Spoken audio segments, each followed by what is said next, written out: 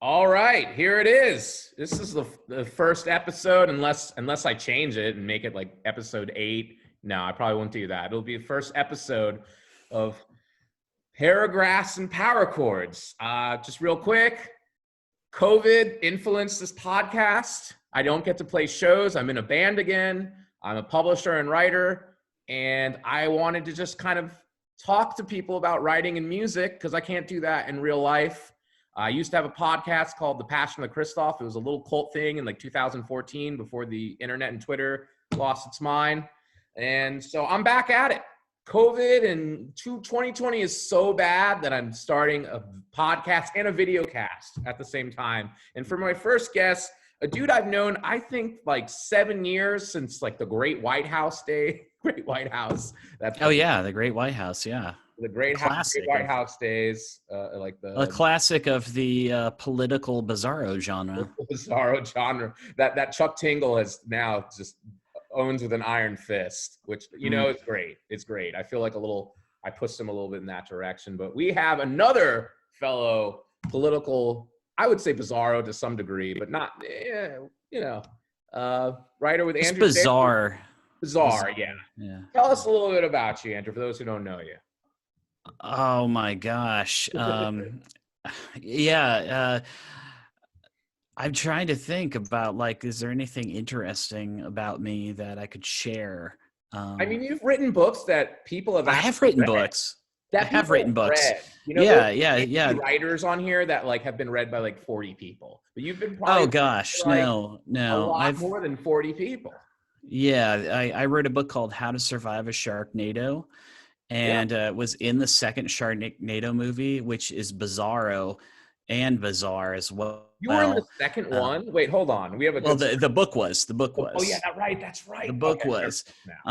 It's actually the second.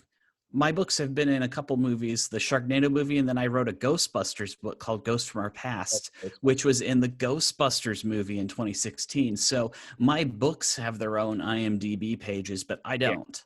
It's an interesting thing with you. It's kind of weird. So I'm always on the lookout for anyone in Hollywood who needs their fake book written. Yeah. I've been trying for years to try to do the Book of the Dead from the hand guy for the recently deceased from Beetlejuice. That would be cool, man. So that was kind of my market for a while. And then I wrote a couple of books called The Obama-Biden Mysteries, Hope Never Dies and Hope Rides Again. And those were political thrillers, mysteries. They're fun. And if anything, they are also bizarro and bizarre. They're very serious. It's an absurd premise taken very seriously. So that's sort of what most of my work is. It's I take an absurd premise and then I do it straight faced, and that's what I try to do. Good with it. It's funny. Yeah. I don't think I ever told you this, and I'll try to be respectful because I don't know how I work with the person. But my previous agent, I'm going to be agent shopping in. I remember she literally said, "We want to make you the next Andrew Shaffer." Oh God! And I was like, I get it. And I did send a book proposal for Pokemon Go. It was the one time I played that game, and it was good. It was about how to not get arrested with Pokemon Go, and it was if you see a hooker, this is what you're supposed to do. It was I just tried to write 3 chapters to make me laugh, but it didn't happen. I never became Andrew Shaffer. I'm just Christoph Paul now. No, you can't become someone else, because I don't have my strategy for writing was always I thought I was doing I want to do funny books. Yeah. And my agent said, "Oh, so you want to be the Weird Al of publishing? You don't want to be known as that." And I go, "That sounds awesome. I love Weird Al." And she goes, "Here's the thing. There's only one Weird Al though, No, there's one weird. How many other musical comedians are there? There are some nowadays who actually get to stuff faster than Weird Al does, but there's only one Weird Al." And she says, "And you really want to do that?" And I go, "Yeah." And so, to a degree, that's just been my writing career. Is I bounce from genre to genre to genre. That's why when someone says, "What do you write?" and I go, "Books," and they go, "Oh." like what kind? And I'm Yeah, like, I get that. Yeah. if I say I write funny books, I sound like an asshole, you know, because they're just like, and say something funny. And I'm Well, like, yeah, or are you David Sedaris? I said that. yeah. Oh, you write I funny compared to stuff? David Make Sedaris. me laugh. Yeah, Make me laugh, funny man. it's true. And so you've been kind of like a gun for hire though, like for your Oh yeah. yeah, And that happens when I mean, I write full time. So that is one of the, it's one of the pluses of writing full time, or the minuses, depends on how your point of view is. But I'm always writing something different. It's like, what do people need me to write right now? And so my passion projects, it ended up being weird. My passion project was Obama Biden mystery. I tried to write a Biden mystery I for a didn't read long the time. second one. I read the first one. The first one was great. It was really good. I remember like working with some young writers, and we went to a reading, and they're like, "What the hell is this crap?" I'm like, "That's my friend, and he's gonna sell a lot more than you ever are. So have some respect." Oh But my gosh, yeah, no, it's sold just a ridiculous yeah, number. It's insane. I think it's over like 200,000 copies for both damn, books dude, now. that's awesome. That's a beautiful Um, thing. That's a and beautiful. there's like 300,000 copies of the Sharknado book in print. It's some of the numbers are crazy. That would be awesome if I got paid royalties on that book, Yeah, but like something like a Sharknado, it's I mean, not to get too far into the weeds, this is a writing podcast though, but if you do work for hire like that, you're not getting royalties usually. yeah. So I got an upfront fee, and then when they told me these numbers, like my eyes popped, and I'm just like thinking about like, oh my gosh, I could get a new Toyota Corolla, That Sharknado money, man. a, Yeah, a, a recently used yeah, toy. yeah, No, that did not. There was not Sharknado money. yeah. I always wondered about that. I never, because it's like Yeah. weird to ask people like, "Hey, did you get?" But yeah, no, with being gun for hire, it's sometimes just advance and that's it. Well, I will say that I got paid more than the screenwriter did. Wow, Um, so man. that was kind of Yeah, awkward. I mean, yeah. that That was was such a awkward. fun time. Like I look back on that, and it was like I didn't hate Twitter. I didn't hate the internet, and it was just like there was like Sharknado. You had like I had Great White House, and then you had the Sharknado book, and there was like this fun kind of like Bizarro is still like really somewhat Yeah. popular. Like your book was like my books combined though, right? I mean, Great White House, you had Yeah, Sharks, Attacking White the White House, House. and I Yeah. split them apart, Yeah, no, it's an interesting thing. Yeah, I guess to mention that, like, I think satire, and I had the success with Mandy DeSandro and the Crocoduck and all that. So we're both kind of got our big paychecks from writing satire, basically. Yeah. Um, you know, I wasn't even going to bring this up, but I'm curious. Like, do you think satire is kind of dead right now after this? After this? Oh, satire has always been dead. Yeah, I will say, as far as being like a moneymaker or anything, satire usually tells the truth with jokes. yeah, It sort of blunts it. The problem is that a lot of times it's telling a pretty harsh truth. It's telling a truth people don't want to see. oh, So, I did like I feel like I'm gonna do one more that I think can actually sell. I did one now, as you know, the yeah. romance, and it's like horror writers don't really want to hear about how things suck. People don't want to hear those shitty truths about publishing. I thought, oh, people will enjoy. No, people don't like to actually hear that stuff. And I'm Oh just no, like, oh absolutely shit, not. I messed up here. Yeah, I know, but yeah, that happened with my new book, Secret Santa, set in the publishing industry in the Yeah, '80s. I had like a really long scene where the editor in the book is going through a slush pile and giving kind of her like shit, yeah, fucking shit, and yeah, she's going through this, and my wife was reading it and she said, "You need to cut this entire scene out." And I'm like, "Oh no, it's hilarious." I go, "She's just roasting these people." And she goes, "Probably, a quarter of people that read your book are going to be aspiring writers, or they're going to be people who want to work in publishing. Yeah. It's a big angle in the book is publishing." She goes, Yeah. "You can't tell them the truth about the Yeah. slush pile. You have to make True. it seem like you can find someone in there." Kind of And want to. You kind of have to send me that scene sometime, like oh it my God. on the Oh DM. my God. Yeah, no, I want to it's read it now. just, it was awful. And I thought it was funny. And so I think that's the thing sometime with satire is we get really, we cut too deep, you cut too sharp. And that's Well, why if you kind of skirt the edges and you do parody, you're a little bit easier. Like I think my Obama Biden books are not satire. yeah. And I don't think Sharknado satire. I consider them all sort of parody almost. And Yeah. it's no surprise though that those are the ones that have done the best because there's 3 words that every agent fears their client is going to say one day. It's, "I'm writing a satire." Actually, it's 4 words, but It's true. It's fucked true. that joke up. But I heard that joke at Book Expo 10 years ago. From another like a seasoned writer, and I was like, "Oh, you're funny." And he goes, "I'm not. It's not kidding. Don't ever tell your agent you're writing a satire next." She does not want to hear it. Yeah, no, I mean, and then like you did the 50 Shades parody. I remember that, like even before. Oh yeah, That yeah. really, it needed. I mean, and there were so many. I'm gonna just keep it real. There were so many bad parodies. Like yours was Yes. funny. I remember Yes. reading it, and it was like it was really well done. Yeah, yeah.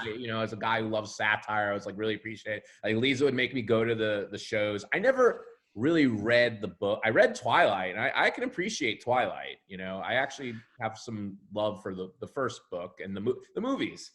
The movies. Yeah, I watched the movies. I thought the first movie was pretty good. I mean, the first movie was actually pretty good about Twilight. It was like what a romantic vampire baseball. How is that? Yeah. It's gonna rock every time, right? Yeah, I agree. But it was I remember there's like 50. I felt so bad. There's this guy, and he was like 50 Shades of Swartz. So it was this nice Jewish guy, and he's like, "Oh, I'm gonna get rich. I'm writing." I remember on Facebook, and he'd always have paid ads about 50 Shades of Swartz, and it was a weird time, like that whole, because like self-publishing still was kind of like happening to some degree. It was like people were actually still making money. I don't see that really unless you're like really good, and I think it's a profession for people. But yeah, it was like anybody was self-publishing. It was like a Wild West. Like I would say 2012. I want to say 2013. Yeah, that's when it was. Yeah. No, it was a wild time, and I had an inside track though, like on the parody because, my wife Tiffany Rice writes erotic romance, and I reviewed for RT Book Reviews, which was a romance and erotica magazine. We also did other genres, but I was on like the erotic romance beat, and and so I had sort of an inside track on 50 Shades, and that's why I read it, and I was like, I read these professionally for a living. I get paid for these reviews. And this is legitimately the worst thing I've read here in several years. And it blew up to become the biggest thing. And I was just angry. I was like, this is not a good, this is not what you want people flying as the flag for your genre. It's terrible. I'll say one thing. Like, I'll say 2 things. Like, for those who don't know, I think your wife Tiffany Reese is one of like the best writers. Like I'm just like I've been like very upfront about that. I remember working with Autumn Christian, Girl Like a Bomb, and I'm like, you want to see a complete writer, go read The Siren. This is just because it had sex scenes. I'm like, this will give you a good idea of like how to write good sex scenes, but still have plot, character development, everything, style. Like it was just a great book. And like I've always championed that book. It really opened my mind, like the Siren series. Well, that book wasn't originally erotic romance. It was literary fiction. I did not know that. It was literary fiction. There were no sex scenes. I was like, this is like excellent literary fiction with amazing sex scenes. Yeah, no, there were no. I mean, she does read romance novels and stuff, but her, she submitted it to an agent, and the agent was like, I just can't, it was about a romance writer Hmm. who was a dominatrix, and then her love with the priest Yeah. and her editor. It's there's some fucked up shit, but no, it wasn't like an explicit erotic romance at the time. And then she said, if you add sex scenes to this, I can sell it as, sort of an upscale erotic romance. And so she did, and that was, what she's been doing now for 10 years. And Yeah. Smart. and honestly, I think she's, gonna jump over into more literary fiction at some point. That's exciting as a fan. So oh yeah, so she's got some stuff she's been working on. It's really good. But it was such a great book. I mean, yeah, I read that before we started dating. Yeah. I read The Siren too, and I was like, oh damn. This is good. Yeah. Because, well, I mean, at that time I was like, I like this girl, and what if I read her book and it sucks? I went with that with Lisa. We're in we're both in relationships with writers too. We're in relationships with writers, and we like do press stuff. For writers too. So not just musician show. We'll get into music later, but yeah, no, I mean it's that's a whole thing in itself. Being with another writer and just balancing it all. Like, do you get? Wait, is this an app of the Writers Who Fuck Writers podcast? It could be. It could be. Is there really a podcast? No, there's not. No. Like, I'm like, is there a podcast? Like, there just wouldn't be enough. We're like, it would be. Hey, like, who we got on here this week? Yeah. I found this girl. She used to know Philip Roth. Yeah, but no, it's a lot to balance. But I wanted to ask too, like, why do you think 50 Shades, and I don't want to mention 50 Shades anymore, but why do you think it really just hit so hard? I mean, it was just a fucking phenomenon. It had a fan base already, it was Twilight fan fiction, and so it had a big fan base. It had hundreds of thousands of reads online already because it was free to read. And then so when it finally did get published, it got picked up by a small press at first, and then it sold out, and it sold like 30,000 copies. They promoted, it sold 100,000 copies because it was a 3-book set. So smart. And then they got it, a PR firm they paid to place something in, I think, the New York Daily News or the Post or something, where it was like a naughty Twilight fiction sells 100,000 copies. Yeah. People then went clamoring for it, and Random House picked it up without changing a single word. They published it, typos and all these sorts of errors that they had in it. Everything, they just published it as is. I mean, it's crazy. I mean, I remember the Crocodile, the Chaos Magic. I didn't even bother editing it. I just thought it'd be a funny joke. People didn't care. If they like something and it just holds some weird need, but it makes them laugh, or it's porn, I guess. I mean, people's expectations. If your book blows up that big, where her book then sold tens of millions of copies. Amazing. If it blows up that big, you're reaching people who read maybe one book a year. Exactly. One year they read Bridges of Madison County, then they read the Da Vinci Code, then they read this. And so even though my books might sell a lot, they don't. You have to really, if you want to sell millions of copies, you have to reach beyond people who read. And I'm not saying they have to be poorly written, but it doesn't hurt it. No. It doesn't hurt it. And in fact, I mean, I kind of purposely do that with some of my books, though, where I write, short chapters. I've never used big words. I'm not a Philistine. I don't even know if I'm saying that word right. Maybe I am a Philistine. I'm not even using that word right. So it's like I do that too. But yeah, people don't care. They care about characters. Yeah. And they care about, humor, and they care about, so they just don't care about if it's good, if it's well written. I almost said is if it's goodly written or not. It's funny, like, in the small press world, where I'm more into that world with Clash and just my stuff. And it is more about, like, language and style is so it's important. I want style with good characters. And you can tell, like, there's books we've done where I've had agents be like, listen, they tell the writer, like, this is really, really good. It's almost too good. And they don't, like, there's no way we can. I've gotten to publishing for books like yours. I had one that we published. We can't bring it to market though. And they end up on a small press. And it's like, there is a weird, like, you can actually be too good sometimes for the big four, big presses. Sometimes it's not always. There's excellent books, as you know, we both know, like great literary fiction is a lot of times on the big four. But there's some books that are like, go to the small press. Yeah. No, it's weird. So you don't know what's gonna. I mean, who knows why something hits and something else doesn't? But you know, it's. I've said so much about 50 Shades that, you know, I was told to stop talking about it by someone close to E.L. James, or that I get my kneecaps broken. So I don't know if I should say anymore because it's old news. 50 Shades. It's just, I need my kneecaps. Yeah, you do need your. I mean, no, you don't want to mess with the romance 50 Shades people, man. Oh my gosh, no. Those are Jesus, but.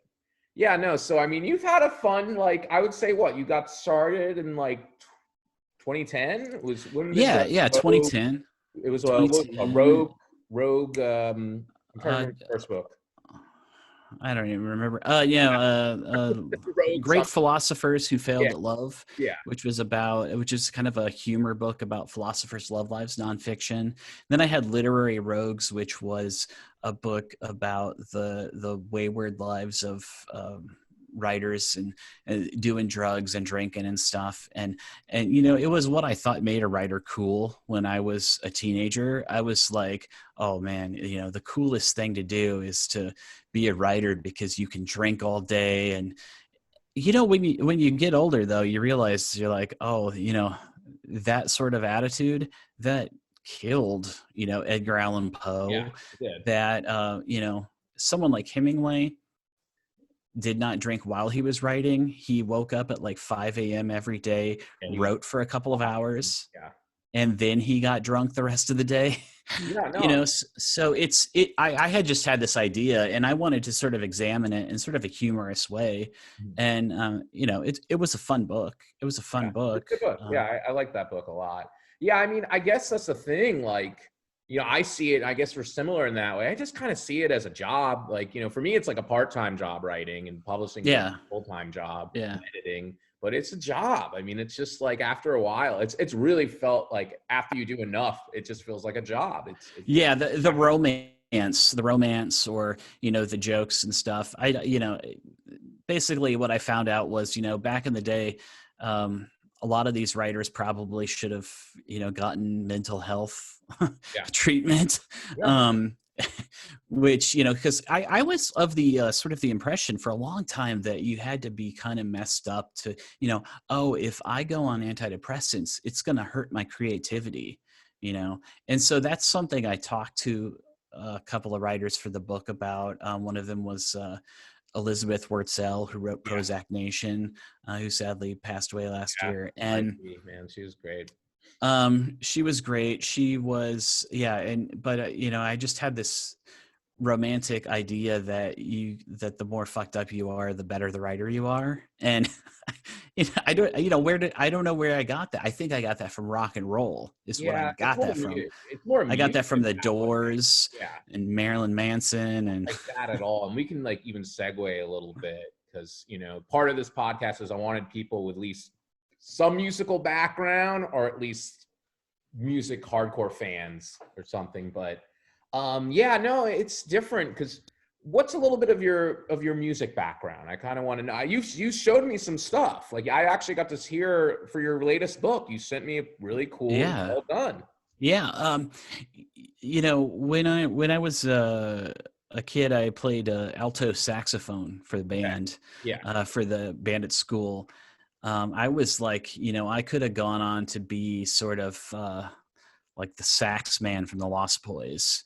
That was kind of, Well, I mean, nobody can be that guy. Okay, I don't have the body for it. You know, they're no, just like, but sorry. you had musical abilities then. I did. I had my band director, I think in like 8th grade was like, I'm going to level with you. I've been teaching here for 30 years and you're the most talented saxophone player he goes, even if you don't keep playing saxophone in the band, because he knew I didn't want to, he's like, I will give you private lessons for free. He goes, you are the most talented person I've come across. And I said, I just don't care about it. You know, I didn't care about it. Yeah. And so I traded my saxophone in for a guitar, and it turns out I'm a really shitty guitar player. Like, I'm not good. I'm really bad. Ska band. Yeah. What you should have honestly done, probably. Yeah. Saxophone. Do you like ska? No. Yeah. I don't. I know you're a ska defender. No, okay. But On a side note, we can mention music and stuff. I'm a rock guy. Like, I'm a rock guy. The ska book, Clash books publishing in yeah. ska. It was a long running joke. I hate ska. It's my least favorite. Oh. Yes. I thought you were pushing a ska agenda here. I was like, let's get into it. This guy reached out because it became this joke with Jeff Burke. You met Jeff. Burke Jeff. Yeah. Jeff Burke, good horror and bizarre writer, publisher. And it just became this running joke about, you know, I actually like alt rock. Like, I think the 90s are great. I think that's like a great time in music, and he hates it. And he thinks ska is like the greatest music. And we just had this ongoing joke between grunge and ska. And this guy like pitched me this book, and he's like, listen, you know, I'm writing this book on how to defend ska. And I'm like, you know what? If this guy can make me change my mind, this is an excellent book I'd want to publish. And you know what? It did. I don't love ska, but I actually appreciate it now. And if a song comes on the radio, I listen to the radio a lot. I'm just like a normie radio listener. I'm like, all right, cool. This is I can appreciate this now. So that's the magic of literature. I mean, and I think I'm interested in that line between music and literature. Yeah. How does it influence one another? You know, did you ever do the band thing? Like Oh yeah. No, I had a band, from the time I was, like 14, 15, 16, 17. We were called Crank Babies. That's with a K. Oh, nice. Nice. Please tell me this was new metal. Please tell me this was new metal. It was new metal. Yes. It was new metal. I did a little bit of rap too. I wasn't the singer though, but I did do a little bit of rap. My rap name was Caucasia. It was just bad. We did one. In fact, I was listening to our old album from 1995. Baby. When was this? 1995, maybe. Nice. Oh, so you were. Hey, you know what? That's respectable. You sure it was 95? Because like new metal didn't really get going to like 90. That was no. This actually has to do with Manson. So me and my friends were big Manson. We saw Manson open for Nine Inch Nails in 1994 in Iowa City, and we just fell in love. We were like, this is the greatest thing. And then Manson came back around with Danzig probably about 6 months later. And so we did the unthinkable for alternative kids at the time. We were kind of industrial Nine Inch Nails fans and stuff. We bought tickets to a Danzig concert and went to this.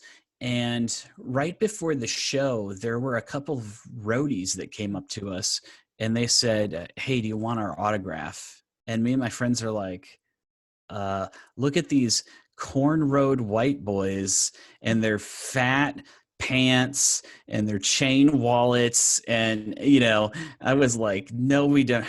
One of them has dreadlocks. We're like, this is ridiculous. No, we don't want your autograph. Roadies. And the look on it was Fieldy and Jonathan Dave. It was the guys from Korn. And we thought that they were roadies pranking us. Yeah. Oh my God, just the look on their face. It was like one of their first shows on tour. And here they are thinking they're going to sign autographs, and we're like, no, get out of here, white boys. And and so we were, but then when we saw them on stage, I'm like, dude, the roadies are testing the equipment. No, the roadies are singing. And then we're like, because at that time you would be caught dead in jeans, on like fat jeans, They had a whole. They were combining rock with rap. I mean, it was Junkos. Like, that guy's wearing Junkos. That guy's wearing an Adidas tracksuit. That guy, for some reason, has the word HIV tattooed on his arm. Yeah, I always have a love for core. All right, out of all the new metal bands, always have a love. I mean, it's definitely like, I'm a 30-something guy. Like, it hits that angst, and oh yeah. And so yeah, no, I mean, it's. Dude, that's cool, man. So the first band was a new metal band. Yeah. I mean, we weren't really sure what it was, though, because but it was pretty much new metal because we had drum machines doing our drums. I did some keyboards and stuff, and then we did some like sort of rap breakdowns here and there. And it was just a mess. It was a mess, though. But I really, and over the years, I got better at doing mixes and all this kind of stuff. I never got better at guitar playing, though. So, yeah, I get it. And I never got better at singing. So I've always been like just a kind of a studio geek. And so what happened was I finally gave it up, in probably in my early 20s, and focused on writing. And then I did not pick it up until this year of our pandemic lord. Yeah. You weren't writing, though, in your teenage years. No, I wasn't. It's weird. I mean, I did as a kid. You're a musician first, really. Yeah. And so then I picked it up again, during this pandemic year. I was like, let me see oh my God, like this free equipment, this free software does all of the mixing and the sounds and everything I wanted to do back in the day, but didn't have the money for. Yeah, no, I mean, I'm lucky. I'm in a band with a producer who has his own studio, so it's. Oh, wow, yeah.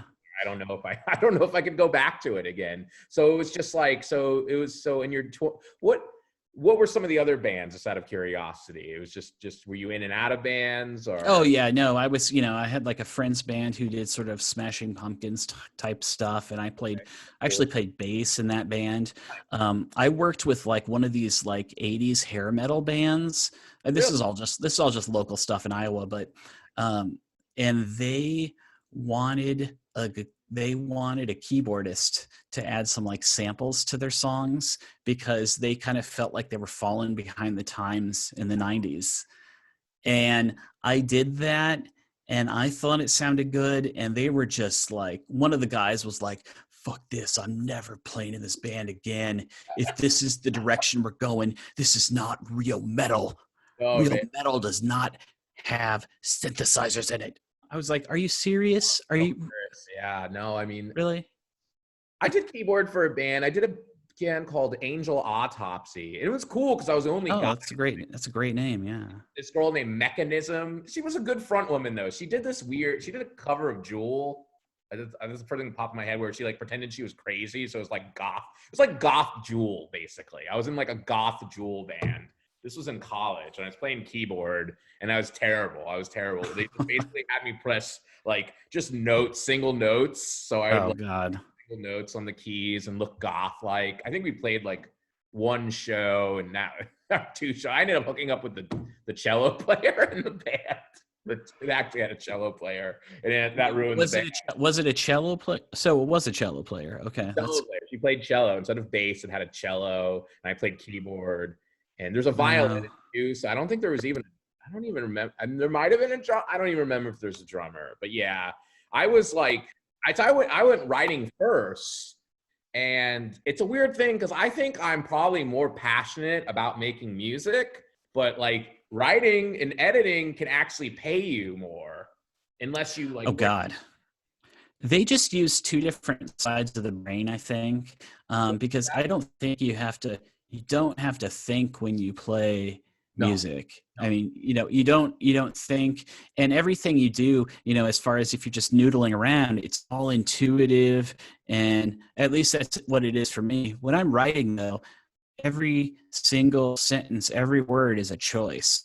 It's just not like you turn your brain off and you can go around. No, it's every single sentence is a choice. I remember Norman Mailer, not to bring his crazy ass wife stabbing ass up, but I did read a lot of him, and I remember him saying that like fiction writing was the spooky art, and I just never agree with that. I feel like songwriting is way spookier because it's like, oh yeah, you can't teach songwriting. Like you can actually teach somebody to be a decent writer. It's really hard to teach somebody how to write a decent song, like with music and melody and voice. Like it's just the spooky thing. Yeah. Just, and where writing is just like, it's like, I don't know. It's like with writing, I approach it very much like a job. I read craft books. I try to get better. Editing made me better. With music, I'm just like, I just want to fuck around till the chords sound good. I don't actually. So it's almost the more you know, the worse you get. I mean, not to talk shit about the Dead, but Van Halen, Eddie Van Halen was great, but he just was too good at a certain point to where the songs just no longer had, like a melody that you could follow. And I feel the same way about other, musicians that like that. Like, like Eminem's new album, Eminem, he's 59 or something right now. But anyway, his new album, he's rapping so fast that I can't follow it. I'm like, dude, that's technically impressive. Yeah. But you got too good. Thing. Yeah. I feel like music, you still need that beginner thing. And it's like good when you have like me and like my band, like I have a guy, he's an Eddie Van Halen, like he worships Eddie Van Halen. So he's a guitar prodigy basically. Yeah. And I'm just like a dude who's like, just gets obsessive, plays till I find that right bass line and that right melody. And like, here's the song, make it better. And that works. Like that works pretty well. But with writing, yeah, you just, it's either there or not. I don't know. You can teach it, but I don't know. Music's just, I don't know. It's spook. I think what I'm trying to say is like, it's spookier. It's just this weird thing where if you try to get too good at it, you'll get bad. Where writing, I don't think that happens. I think you can you'll write slower maybe. What do you think? Like, oh yeah, no, I don't think you can get too good at writing. I think that,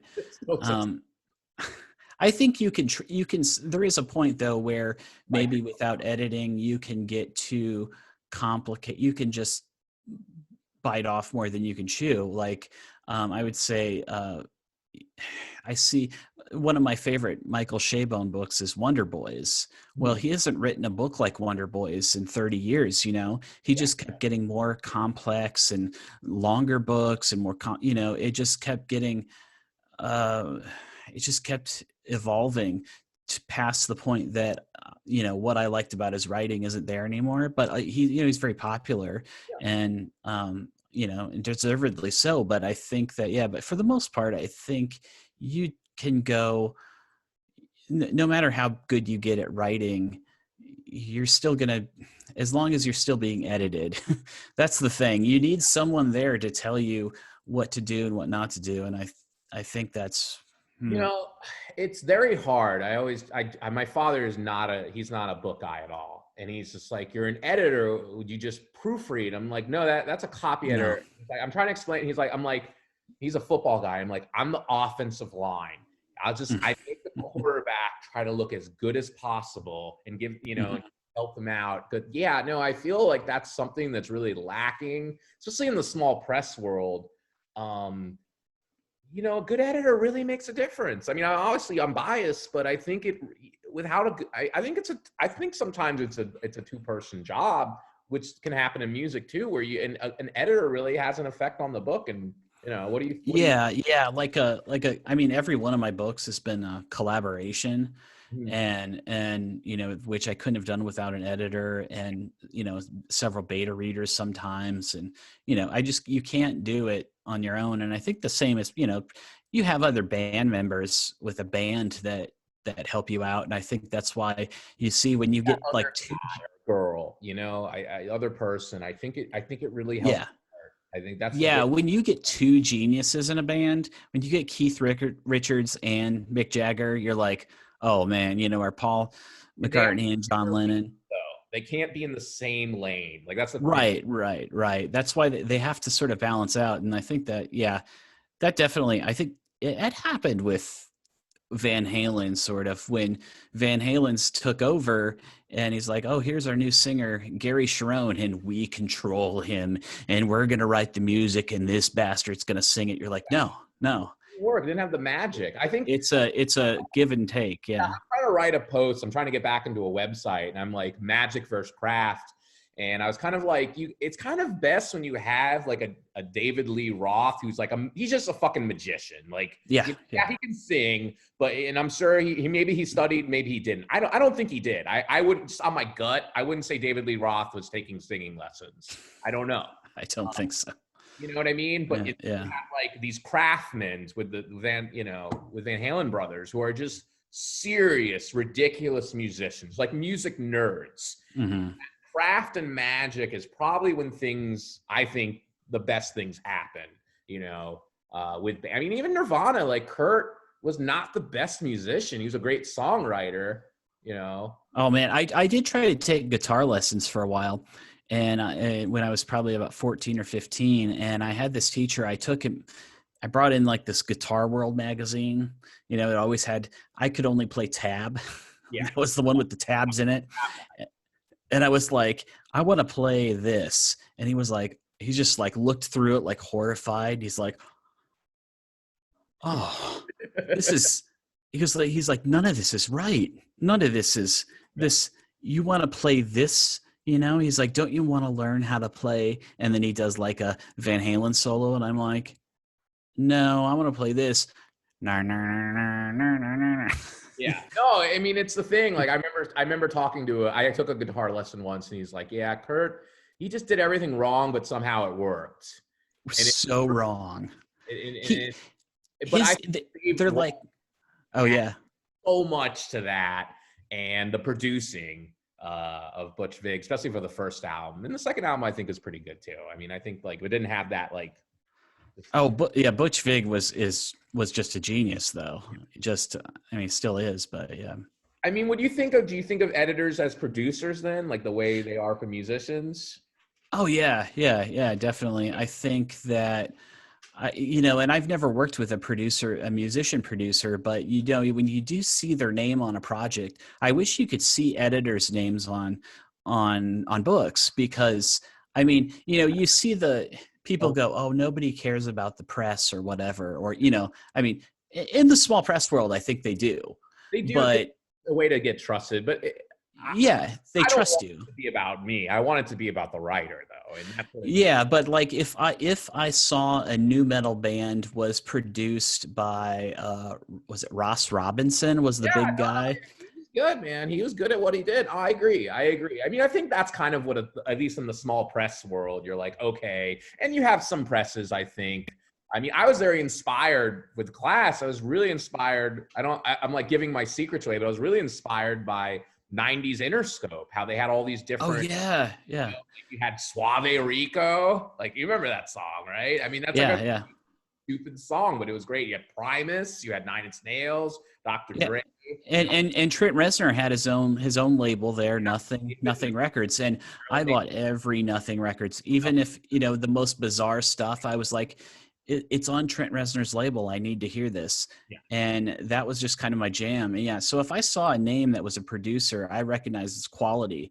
And I think if I knew who editors, I mean, personally, I know, who edited a book, but I don't think that, the vast majority of people know any of these editors. Definitely not I don't think it's in the big four. I never see that. And, no. Like your presses, like I wouldn't know who the editor of Quirks are Toshik. Like I know Johnny Temple and Ibrahim are the like editors there. So it's more like a mid-sized small press thing. But yeah, you don't really know in the bigger presses.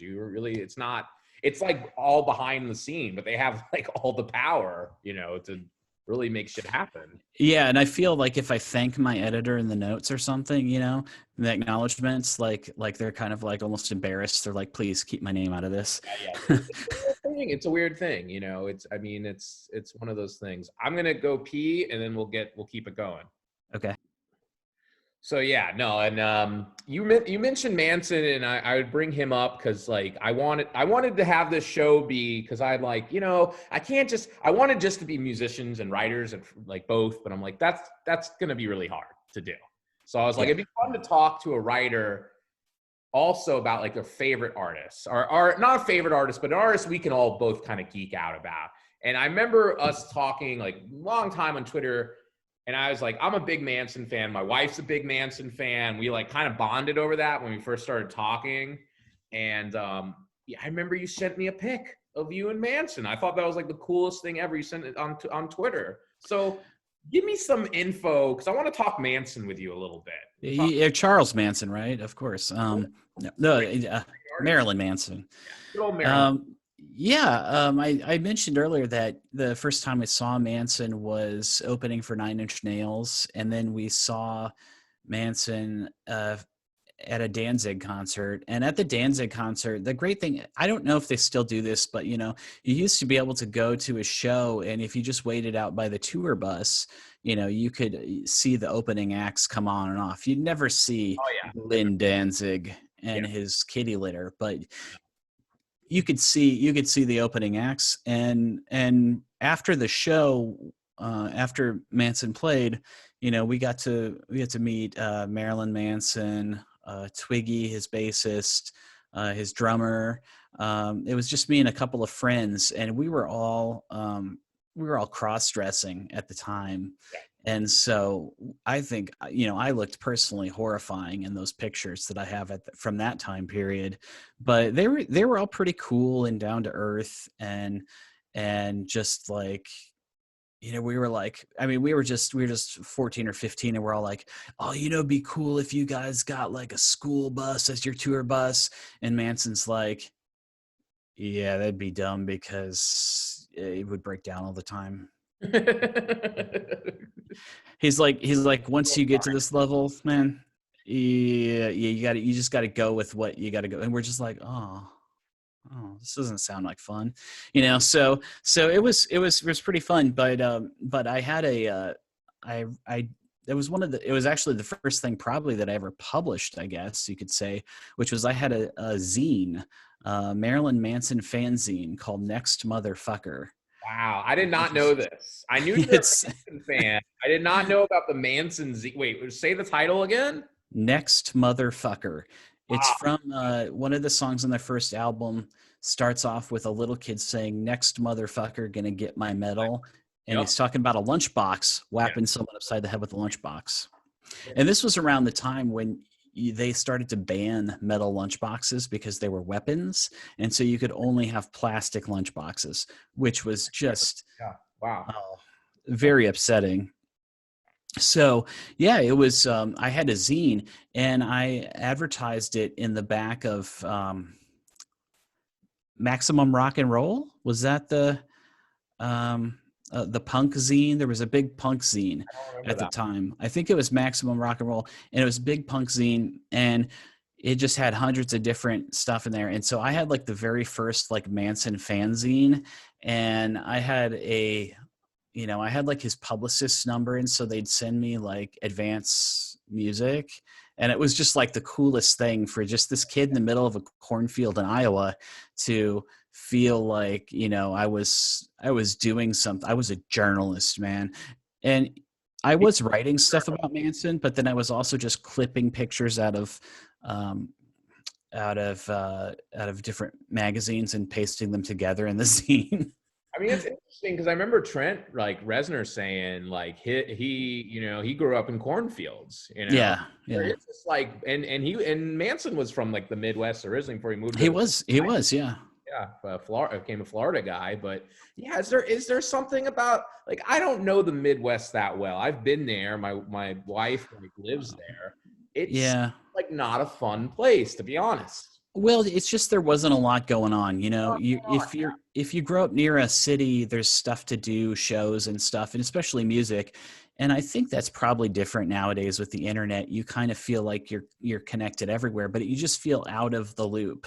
And so when you hear stuff, you're like, oh, you could drive 3.5 hours to Chicago for a show, but just the reality was you weren't going to do that all the time. And you just didn't get all of the big bands coming to your area. And we had to drive around a lot, just to see a band you wanted. So that was the main thing, was you just felt out of the loop culturally. And I don't think that's the case anymore, but which is great, I think, for kids today. But at the time, this was sort of like a website, or, our Twitter, which was just putting together a zine and mailing it out. And then for like $1, people would send me like a physical dollar bill in the mail. And then I would mail them back a photocopy, of this that I had photocopied at school or something. That's really cool. So it was like, so you've had a big Manson. So when did you get to meet Manson? Well, yeah. So there was that time in Davenport, and then not that picture I'm yeah, no, and then there was it was at one of these it was one of these after show photo op things that they do, and you pay like $100 and then you get a photo op, and that was probably about 2013 or so. Cool. 2014, I saw Manson and Rob Zombie on one of their Twins of Evil tours. And it was an okay show. I think Manson appeared very drunk on stage. And afterwards, he was pretty out of it, I think. And I told him about the zine, and he's like, cool, I won't fucking sue you for it. And then we took a picture, and he was like, how should we do this? And I was like, I don't know. And he's like, how about I bend over and pretend like I'm fucking you, and then you're sucking Twiggy's cock? And I was like, okay, this is gonna look weird on Facebook, but I went ahead and posted on Facebook anyway. I was like, fuck it. I go, it's pretty cool, but it was a great pick. I remember. I'll remember that pick for the rest of my life. So what, so the first, you've been like a fan since the first album. So what? Yeah. I gotta ask, because like I'm always curious this. What are your top 3 Manson albums? You have a favorite? Like right off the top of your head, do you have a favorite? No. I think that the top. I looked at all the tracks that I've been listening to lately. I tried to flip through them, but I mean, I think maybe my favorite was let's say the Great Big White World album. Yeah, Mechanical Animals. Mechanical Animals. Yeah, the first name for that album actually was Great Big White World, which was one of the tracks on there, and the record company's like, that makes it sound like you're racist. It does. And of course, Manson was like, so, and they're like, how about we something else? And so he went with Mechanical Animals, but I really love that one, just because it's one of the most melodic. He changes guitars every 2 or 3 albums, and he changes producers. Yeah, it was John Five, I believe, playing guitar, and John Five's amazing. He's amazing. Oh yeah, he's good. He's with Rob Zombie now. Yeah, he's so good. He's so good. Like pop rock, like pop shit. He's just got it. Yeah, but he's just too sober for Manson, I think. Yeah. No, I remember there was a DVD I got like back in the day, and he had John Five like lick his ass, I think. Yeah. It was like on stage, and it was just like, that's how the fucking DVD started. And he's like, John Five's like, it's fine. It tastes like peanut butter. That's what I'll never forget that. I'm like, whoa. I'm like fucking, I could be 12 or something. I don't even know how old I am. I'm 13, maybe 14. Oh my God. I was like, whoa. Yeah. So yeah. Yeah. I don't know. So when did you first hear Manson? Yeah, no, I was special. I was in grade school. I don't even remember. Oh God. Okay. And I was staying at a friend's house, and I snuck. I'm like an elder millennial. I'm like right on that cusp. I watched. I stayed up all the way till 2 a.m. to watch Headbangers Ball. Yes, Ricky Rackman. Yep. And I saw fucking I stayed all the way. I knew this is weird. Like I knew I had to stay up the whole thing. I was exhausted. I was like, I was a grade school kid, but I'm like, oh, I love like horror and like rock. It was like, and I like hip hop too, but like those are my big, in the X-Men. Those are like my 4 obsessions in grade school. And I got to stay up. And there's going to be a special band. I just like knew in my head, a special band. He's like, all right, you guys have been asking about this band forever. Here's Marilyn Manson, Get Your Gun. And I saw Get Your Gun. Yes. I saw that video. I was freaked out. It was like watching horror, but with rock music. And it was just like, I was hooked ever since. I mean, I don't even think I listened to the new album, the last 2 ones. I think it was going to some Manson shows where I'm like, man, I just feel like I wasted like a bunch of money going to this. And it was like 2000. I think it was 2000. I've seen probably at least a dozen times. The last time was probably 5 years ago in Portland, Oregon. And it was a small club and it was a very intimate setting. And it was and he was trying to do his full arena show there. And it was just like Tiffany, before it even started, it was all standing and she couldn't even see. So she's like, I'm going to leave. And I'm like, but this is Manson. And she's like, yeah. She goes, what's going to happen is you're going to be really excited to go to the show. You're going to go there and you're going to be disappointed because it's not going to live up to the past experiences you had when you were stoned as a teenager or drunk. And I'm like, no, I love it. I love it. It's so fun. And so of course what happens is he does put on a great show, but it doesn't touch that part of me that that a show in the 90s did for whatever reason. So special. I mean, even in the early 2000s is where I probably saw him more. I mean, he still had like that thing where he's just like kind of sounds like a drunken poet now. And I love Manson. I don't want to shit on Manson. I know I'm not talking about his personal life. He's a fucking whatever in his personal life. I'm just talking about his music and his performance.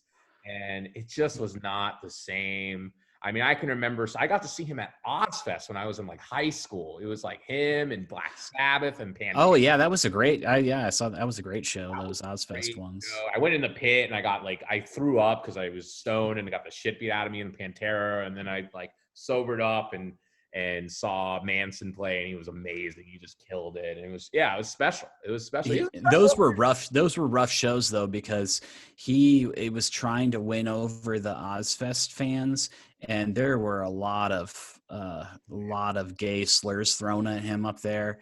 And oh my gosh, yeah, you want to talk about this is weird in that, like, I'll never forget, I actually went, one of my favorite bands is Queens of the Stone Age, and they played like a noon slot show before they were like big, and before like even it was like rated R. Like I was in high school, and it was like people did not give a fuck about them, and they're like, yeah, we want to be the heaviest, and that's my music philosophy. Like I want to be the heaviest band, even though we're not that heavy. Like I don't want to be playing with like I want to be the heavy band of the indie bands. Like they're cool in that they can like be on the indie rock channel and the hard, like what they call butt rock. I don't know. Yeah. Butt rock channel. And Manson he could be on the butt rock channel, but he never really was like got indie love. And I feel like High End of Low was actually a really good indie rock album. I don't know if you remember that one. Yeah, the past couple records he's done have been good rock albums. They've been his new one was produced by Shooter Jennings. Oh shit! I didn't even know that. Who co-wrote half the songs, and they are great. But I heard a song from it, and it sounded really good. I just didn't check it out. What were you saying? No, yeah, it's just. I mean, I still don't. It's been really tough. I don't think people are. I mean, he's gotten more musical and stuff, but I still don't think people are coming around to Well, I don't know why that is. I think for a long time he coasted on that I'm the shock guy kind of image. And then he'd be like, I'm not trying to shock people. I'm just, they're just scared of me. And I'm like, the music from Antichrist Superstar was fucking cool though. Like, yeah. Way. And so was Mechanical Animals. Mechanical Animals is like his best albums were like Mechanical Animals and Antichrist. And I think The third one, for me, it was High End of Low. I thought that was a really great album that just didn't get the love. I thought it was like Yeah. the best stuff. But I mean, like Antichrist was just so epic. It Oh was, God, yeah.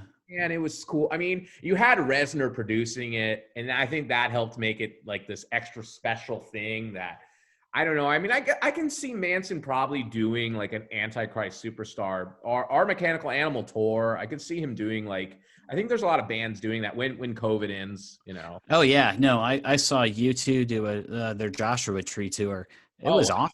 It was awesome. Yeah, I think more bands need to do that, just because the thing with seeing a band is you're like, oh, I don't know, are they going to play my favorite song or whatever? And gosh, I've never been in that position, as a writer where I do a reading and someone's like, oh, are they going to read my favorite thing? That's not something that us writers have to deal not with. really. No, unless you But write. with musicians, it's like, go play my favorite song, monkey. No, it's true. I mean, it's a trade-off. I mean, I would say like bad shows musically are shitty.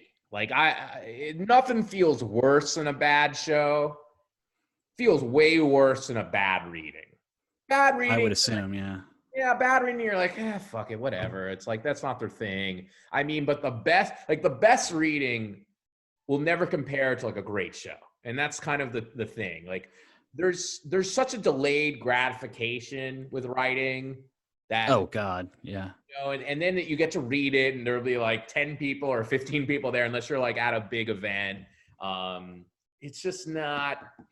I don't know. It's still pretty great to do readings, but I don't know. It doesn't really match the intensity of playing a live show. You don't have that feeling, that electric feeling of an audience responding. I mean, the closest I get with a reading is I actually don't usually read from my books. I'll read maybe something new that I can get a response to, and by the end of my little tour or whatever, it will be polished. So I kind of treat it as a stand-up thing where I go on stage and I insert new jokes and fix this and whatever, and I do that with my whole sort of reading. Whether I read something or not, I just go up and I tell jokes, and you work at bits, and that's fun, but that's the closest you can get, I think, to a feeling of music, because there's nothing like playing music live and seeing it like physically move people. Weird too, because like I don't know. There's a more, for me at least. Like I guess I've been doing this a decent amount of time. Like if I have somebody like, yeah, you suck, your writing, I don't like it. It's like, whatever. But it will hurt a little bit if somebody says about my music, I guess. You know what I mean? It's like, oh, fuck you motherfucker. Like, like it's just, there's a weird vulnerability to it. I don't know if it's because I'm just writing more as a job, unless it's like a passion, or, you know what I mean? For me, it's really hard. It hurts more to get bad. Like if this somebody you think would be into your stuff, Yeah. music. Well, hey, I gotta say, I'm really glad you sent me those tracks, and I didn't have to lie to you and say that I liked them, because they were good. They were good. No, thanks. Like I actually, it's taken forever, but I wanted to be in a position where I didn't feel like people had to lie to me. And it's like, I feel I totally get that. With the Dionysus Effect, I'm like, okay, either it's not your thing, you're not going to say it's terrible, but it's taken forever.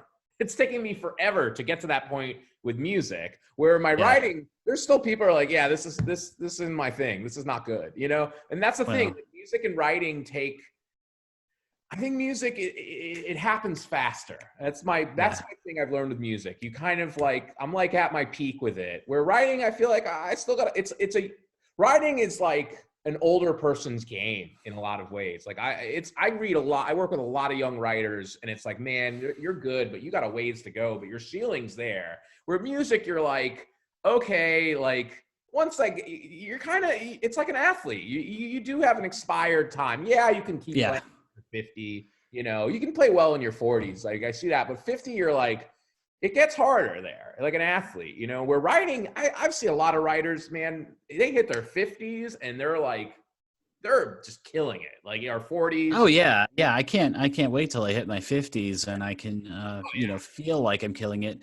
Although again, I've talked to so many writers, and they could be on their deathbed and still feel that they've never, Yeah. killed it, and they have. That's Yeah. the thing. It's just, right. It's so insidious. You just never feel. But I think both back and forth between writing and music and comedy, it's all about seeking some type of back and forth with the audience and getting some type of feedback. And with writing, the feedback loop is just so broken. It's so broken. It's Um, hard. I wish I liked, you're not really, I don't see you really as, you actually did a short story for us, but you're not like one going doing a bunch of short stories. Not that I noticed, at least. No, I don't. Way. The reason I don't is because they don't make much money for me. Yeah, no, I'm with you. Like, I have to be really, really, I honestly do them to like, as a friend. Like you know, like I have to like, it's like a gift. I'm like, okay, whatever. It's just not, because I got spoiled by Manny DeSandra. I'm like, I write some nonsense and get paid like pro rates a month, you know. Yeah, that's crazy. But yeah, no, I feel the same way though. Like if I do a short story, I'll do maybe 1 or 2 a year, and I'll be like, sure, I will come down from my mountain and grant this short story to you, Christoph. And Clash Books, here is the story for you. I deliver it, that's sort of what it is. Cool. I'm the same way. Well, that's a thing too. It's like now that I've gotten way more into music, like I did, and I appreciate you liked nobody read that fucking poetry collection. That was hard. That was the only time I was ever. Wait, which one? The At Least I Get You in My Art, which was a good collection. Yeah. I didn't market myself as a poet, so that's another thing too. Like, if you don't market, you did the horror poems too. What about that? People actually like read those. They did. Oh yeah, I had a kid come up to me. I thought this would be a music thing, but I had a kid come up to me when we were reading, and this is my like great writer story. This is like, oh, I've done something like cool. I had these like tween kids come up to me because we were doing a reading for Daniel Knopf, like in LA. It was a cool reading with Skip and Autumn. Mm-hmm. I guess our names were on the door, and they're like, "You're Christoph Paul," and I'm like, "Yeah." Like, they're like, "Oh my God, man, you need to sign our board." And I thought it was a joke, but these kids, they read horror film poems. They must have, their dad had it, and they snuck read it, and they thought it was the coolest thing ever. It's like the one time I got to like be like the rocker. And that's never happened to me as a musician. Like that was like, that's like my, all right, I'm going to keep sticking with this. It was like, but yeah, it's rare though. It's rare. I don't get those rock star moments. I don't. It's usually like, oh, you wrote the Obama Biden stuff. The Obama guy. My elderly grandmother loves those books. I'm like, no, poetry's weird that way. I mean, I've had like with poetry, and I'm kind of done with it now. I'm just like, it's just not worth it to me anymore. It's just like, you put so much time and heart into it. Not the joke ones, or but it's just like, I'd rather write a song. That's where I'm at. But like, I had a publisher who I love. I did Sports Center poems. This is totally Bob. Oh yeah, no, that's a great book too. Yeah. That's a good book. Like, you had to be in the joke though, and it was just like, I wanted to get bros to read poetry because I'm part bro and I'm part goth girl. That's the only way I can describe how I am. Like, I don't, identify as he, but that's how I feel. I'm like part goth girl and I'm part bro. And it's like, yeah. I got the only good, but I had a response. One of my favorite publishers, I won't mention their name, but he's like dude inspired class, good mid-sized publisher. Mm-hmm. He's a big sports fan, and he has a son who's like obsessed with sports. And his son saw this book, and he's like, "This is the greatest book ever, Dad." So it's like, Queens have given me validation in my, which I guess is a beautiful thing in a weird way. But getting a kid, his son, to love this book and had this guy buy 2. Like, a publisher I'd actually love to be published by. It was a great moment, but it's like, poetry has those weird moments like that. It's less money. The horror film poems for poetry made some money, but it's a weird thing, where fiction and nonfiction, I want to get paid. Like, I'm. Yeah. Absolutely. No, I was as a former teenage goth girl myself. I think I always. Like I said we were cross-dressing at this Manson. We cross-dressed for all shows, and yeah, it was a different time. You didn't have, like, you know, I mean, I'm not going to go on and on about kids today or whatever, but you know, you could experiment with different stuff and different sexualities and stuff, and you didn't really feel boxed in to pick one, you know.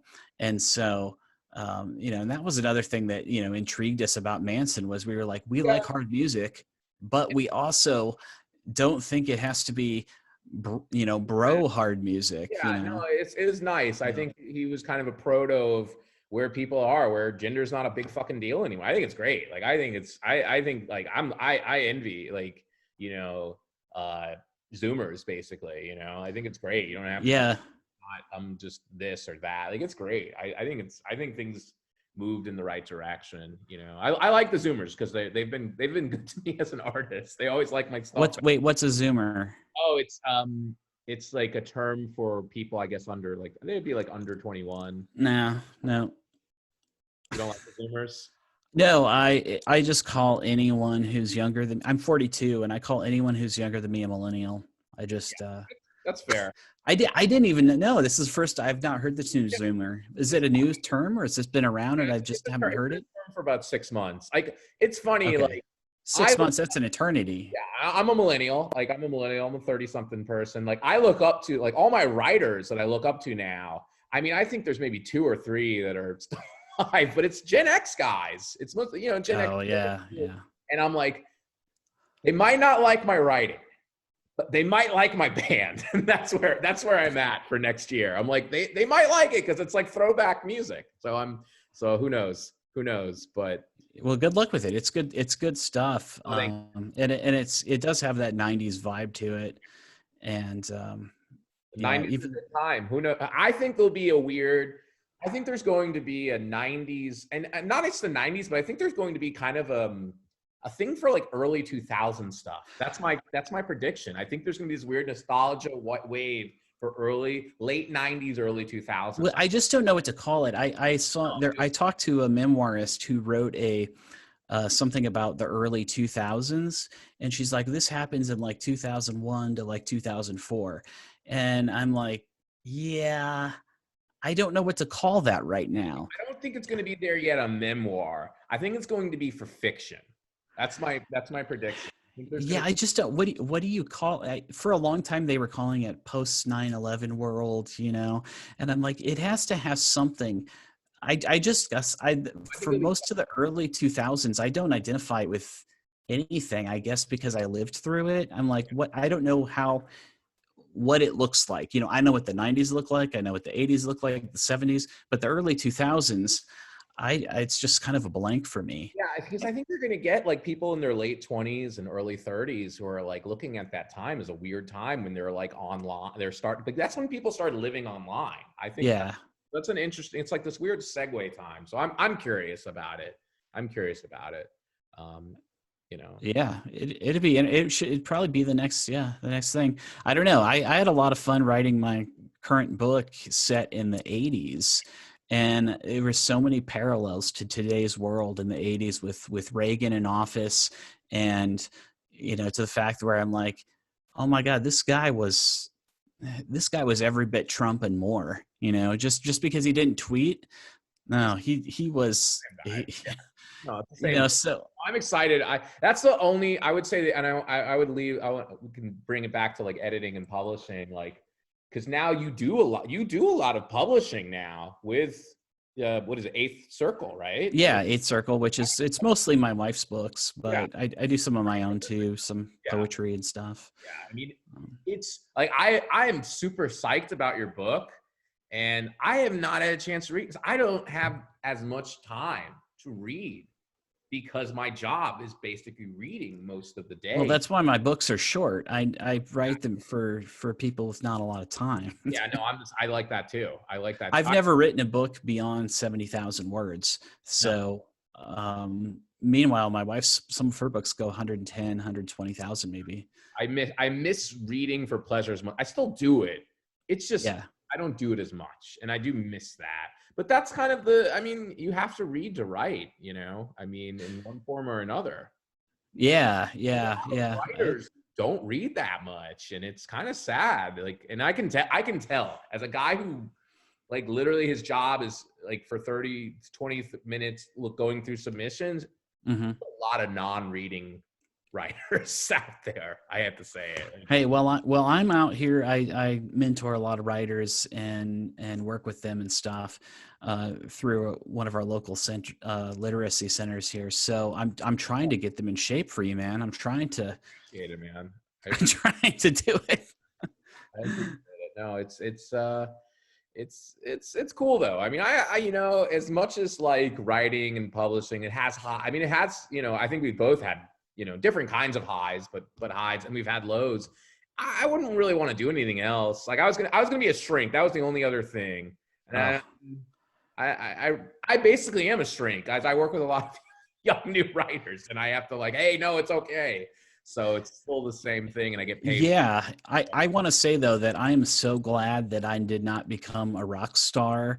You know, like we've been talking, I'm like, I do like music and I like it as a fun thing, but I can't imagine like, you know how fucked up I'd be right now. I mean, I had troubles with, you know, drugs and alcohol and stuff, but imagine if I had been on the road, you know, oh God, I just can't imagine that. Curious, you know, I'm kind of jumping back into that world. I was like, whatever. I gave kind of up on it, and I'm like on the last ride of it. And okay, well, sock some money away for rehab right now if you're thinking about it. I'm all about like, I'm like trying to get in. That's the thing. If the nice thing is, if something good came out with music, I'd actually be ready to handle it. That's the only good thing about getting certain things when you're older. You know, yeah. Like that's the thing too, like publishing even. Like if I was doing a press like 10 years ago and I was like, no way, I wouldn't be able to be good enough at it. But it's like, I think you get things though when you're ready for it and you go in the right path, like what's right for you. Yeah, no, the rock, it's a hard life. Like it's not glamorous, like touring and I mean, I was in some of the bands I had were just, I mean, miserable. I mean, just like, oh my God, like it's in a weird way, I feel like being a musician in a lot of ways first kind of made writing not seem that bad. It was just like, oh, this is not a bad gig actually compared to music. There's not much of a Spotify. I mean, I guess you could say Amazon KDP is Spotify to some degree. Yeah, kind of.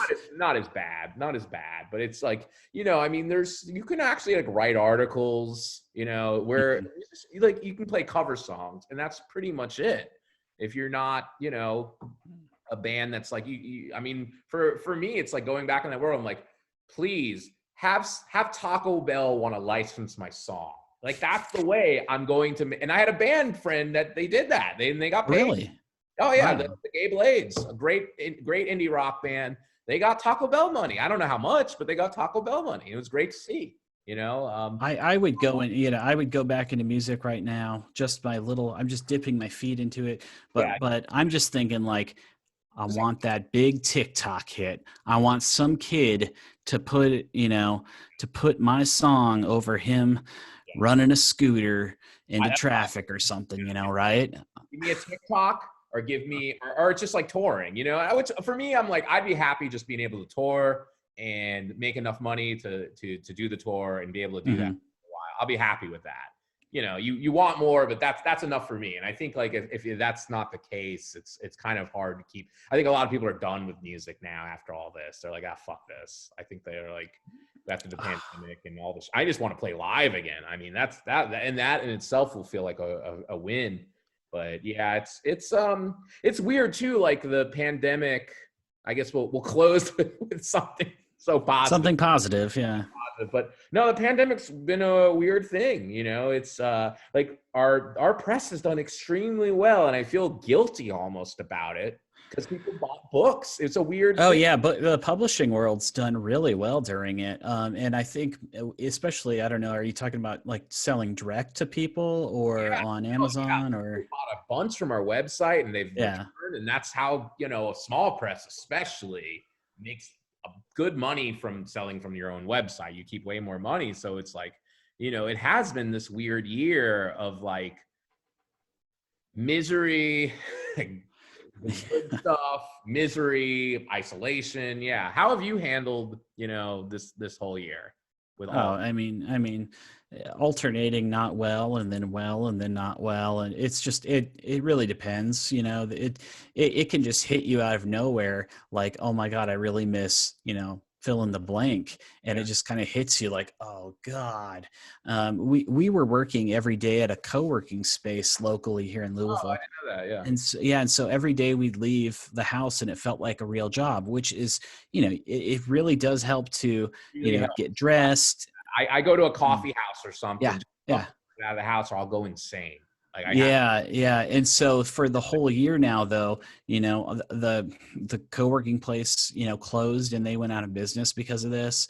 My favorite coffee shop closed for about 6 months and they're back open, but it's been tough. It's been so tough in terms of, just locally, just watching places go through a hard time. And then there's a little bit of guilt to say, oh, well, actually, I've actually been more productive probably than I've ever been, Oh yeah, no, because I have too. it's It's there are no conferences. I didn't go on a tour this year. I've usually do about a 2 or 3 month tour every year, which is something a lot of writers don't do because they don't have the luxury of that, because they might have a day job. But I usually do that, and this year I didn't. So I mean, there's a lot of extra time I've had to right. write, and so that's good for me. And and I feel gosh, I Started just a band. watched what's that? I started a band again. I You mean, started a band? I have You like a started full a band band? to play. I mean, my drummer is the only person I really kind of in my like little circle, and my guitar player, and that was it. Like that was my it kept me sane. I wrote a lot of songs. I worked on books. I finally think my YA's done. But yeah, I mean, I guess for me, it's like it's what kept me sane was working. Yeah. Hard. And this winter, I think it is going to be a long winter. Hope I could see the light at the end of it, but I already went to my psychiatrist and was like, I need you to up my dose. So it's really weird, but I think things are looking up, and but yeah, I've just had this guilt all year. I think it's Midwestern guilt. We were Yeah. talking about the cornfields earlier. New guilt. It's probably worse than Midwest, which is saying something. But I'm just like, there's not much I can do about everything, and it's nice to just feel a little lucky, and it's just it is. Oh yeah. I've just felt incredibly lucky with where I'm at, and and then I've been able to write full time for 10 years now, which is, and it's been a hustle the whole time. It's never been easy, but I would not go back to what I was doing before. The sex work, and no, it was not sex work. It was. For me, it was 10 years ago. It was porn. It was porn store, managing porn store. Oh really? Oh my goodness, that's right. That's right. The Department of Labor, and I could just both jobs I could write at. So I've always found a way to find writing in. I got one of my. I used to have friends that worked at porn stores, and I got one of my roommate at one time, probably about 20 years ago. I was like, hey, dude, I got a hookup for you for a job, because he's looking for a job. So he goes to work at the porn store, and his boss busted him like smoking pot on the third shift. Yeah. And so he got fired. And I'm like, you're making me look bad. You're making me look bad. You get fired from a porn store. And then it got even worse, because then he went back and threatened to burn the porn store down. And so he had to get a restraining order on him. And I'm like, dude, you're making me look even worse now. I go, I cannot recommend you for any more jobs at any more porn stores that I know about if you're going to behave like this. No. Oh man. Yeah. It was a good job though. It was a good job. I mean, I'm lucky, freelance and this and that, but but well, that's this year. it's what it is. Like, it's just, it's been a journey. No, I'm like reflecting just all these, because I've been kind of at this for 10 years, not professionally, but like just kind of finding my way, and it's been a hell of a fucking decade, man. It's really been a journey. you know? Yeah. So here's to another 10 years. Yeah, no, Let's do this again in 10 years. And we'll for doing this. I think I'm going to keep this podcast around. I do. I feel like I'm going to do this. I think I need to do this now because of like, I get so isolated. You get it. Like you're pretty yeah. Yeah, no, I mean, I thought about starting a podcast just so I could talk to people. That's why I'm doing this. I'm just trying to figure out technically how to do it. You know, like I'm like, I don't know how to do this, but I need a Zoomer to help me, I think. Yeah. You gotta get friends with Zoomers, man. That's the future. It's the Zoomers. They're gonna take over, man. So on that note, thank you so much, Andrew, for coming on. This was really fun. I was nervous to do a podcast again, but this was really.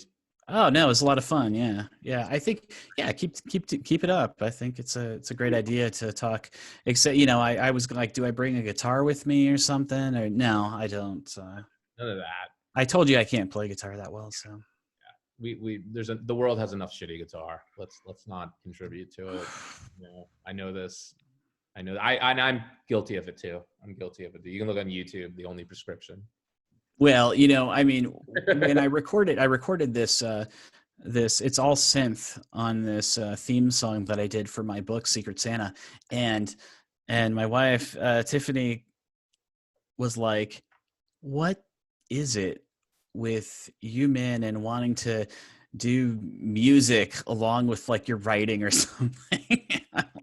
I'm like, I don't know what it is. I want to get more women on this show, but I'm like, it's more of a dude thing it kind of is a dude thing. And I think the only way I would ever play in a band again or something is if it was with women and stuff, because I would just want to do something that, you don't hear more of or whatnot. But no, I was like, I don't know what it is. Why does and because there was another guy, a friend actually, David Arnold, who wrote a couple of YA books, one called Mosquito Land. Oh, yeah. I know. I read Mosquito Land. Yeah. Yeah. And he wrote one about rock music, was his Noah.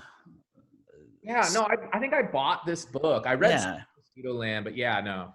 Yeah, no, he's on his third or fourth book now, and he did one about rock music though, but he put out like a whole like albums, like 10 songs for his books.